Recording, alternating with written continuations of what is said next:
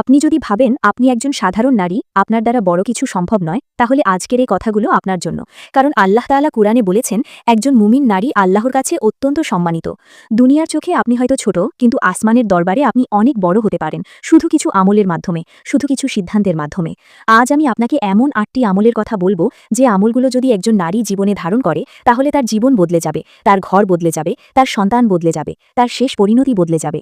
আজকের পর আপনি আর আগের মতো থাকতে পারবেন না, যদি আপনি মনোযোগ দিয়ে শোনেন এবং বাস্তবায়নের নিয়ত করেন। কারণ এই কথাগুলো কোনো মানুষের বানানো কথা নয়, এগুলো আল্লাহ ও রাসূল সাল্লাল্লাহু আলাইহি ওয়াসাল্লামের শিক্ষা থেকে নেওয়া। প্রিয় বোন, আপনি হয়তো অনেক গুনাহ করেছেন, অনেক ভুল করেছেন, কিন্তু আল্লাহর রহমতের দরজা এখনও খোলা। আপনি চাইলে আজই ফিরে আসতে পারেন, আজই নিজেকে বদলাতে পারেন। তাই আসুন আমরা শুরু করি সেই পথে হাঁটা, যে পথে হাঁটলে জান্নাত নিশ্চিত হয়। একজন নারীর জন্য সবচেয়ে গুরুত্বপূর্ণ প্রথম আমল হল 5 ওয়াক্ত নামাজ। নামাজ ছাড়া ঈমান বাঁচে না, নামাজ ছাড়া আল্লাহর সাথে সম্পর্ক গড়ে ওঠে না। নামাজ হলো সেই ইবাদত, যা কিয়ামতের দিন সবার আগে হিসাব নেওয়া হবে। যদি নামাজ ঠিক থাকে, তাহলে বাকি আমলগুলো সহজ হয়ে যাবে। একজন নারী যত ব্যস্তই থাকুক, সংসারের কাজ, বাচ্চাদের দেখাশোনা, রান্নাবান্না, সবকিছুর মাঝেও নামাজের সময় বের করতেই হবে। কারণ আল্লাহ তাআলা আমাদের সৃষ্টি করেছেন তার ইবাদতের জন্য। অনেক বোন বলেন, আমি মন থেকে ভালো, কিন্তু মন ভালো থাকলেই হবে না। মন ভালো থাকার প্রমাণ হলো আল্লাহর আদেশ মানা, আর আল্লাহর সবচেয়ে বড় আদেশ হলো নামাজ। তাই আজই সিদ্ধান্ত নিন, ফজর, জোহর, আসর, মাগরিব, এশা কোনো নামাজ আর কাজা করবেন না।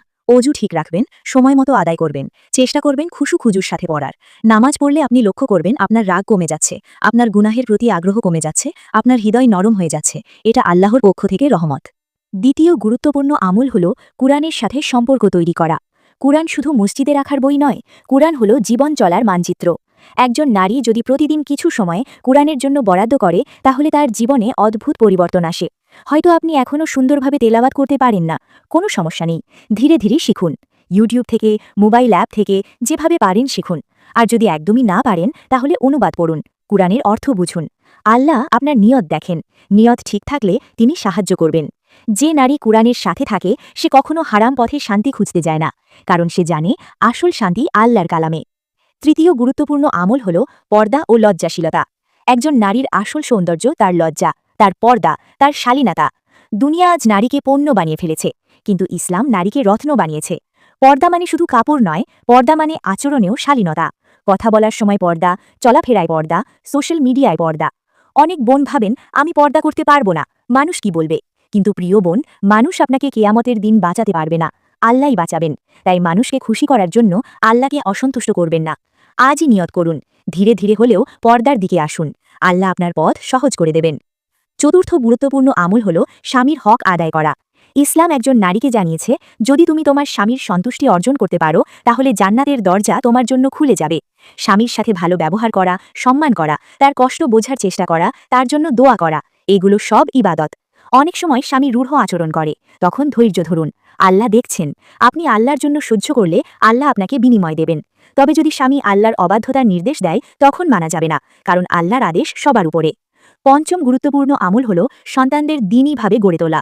একজন মা তার সন্তানের ভবিষ্যৎ গড়ার কারিগর।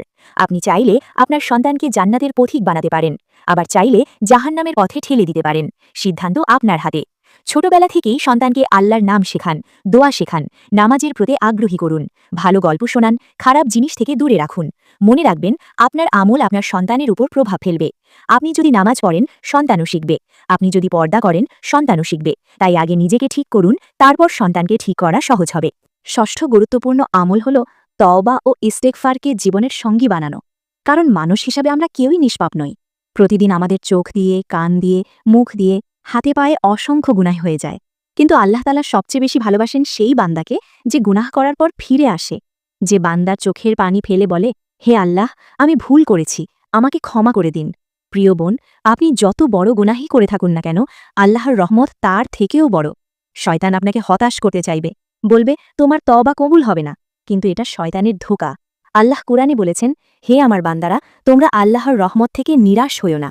তাই প্রতিদিন ইস্তিগফার পড়ার অভ্যাস করুন, অন্তত 100 বার আস্তাগফিরুল্লাহ বলুন, তাওবা করুন, আল্লাহর কাছে কান্না করুন। আপনি দেখবেন ধীরে ধীরে আপনার অন্তর পরিষ্কার হয়ে যাচ্ছে, আপনার গুনাহের প্রতি ঘৃণা তৈরি হচ্ছে। এটাই তাওবার বরকত। সপ্তম গুরুত্বপূর্ণ আমল হল দোয়া করা। দোয়া হল মুমিন নারীর সবচেয়ে শক্তিশালী অস্ত্র। একজন নারী যখন 2 হাত তুলে আল্লাহর কাছে কাঁদে, তখন আসমানের দরজা খুলে যায়।